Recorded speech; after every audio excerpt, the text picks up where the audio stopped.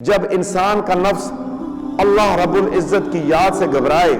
اور مخلوق کے ساتھ بیٹھنے سے خوش ہو تو وہ دل سمجھ لیں کہ بیمار ہے، یعنی اللہ کے ذکر سے غافل اور دنیا کی باتوں میں مشغول۔ چوتھی علامت میں نے بتائی ہے،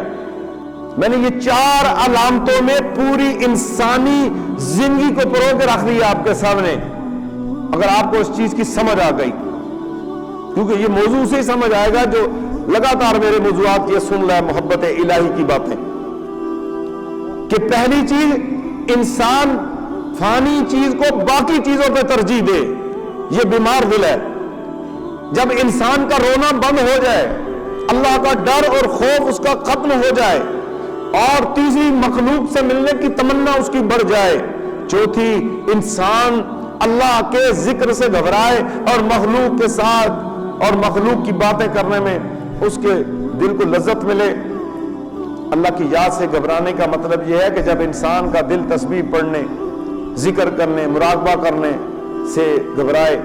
یا وہ مصلی پہ بیٹھتا ہے بوجھ محسوس کرتا ہے، قرآن پاک جو ہے پڑھتا ہے تو اس کے اندر چین نہیں آتا،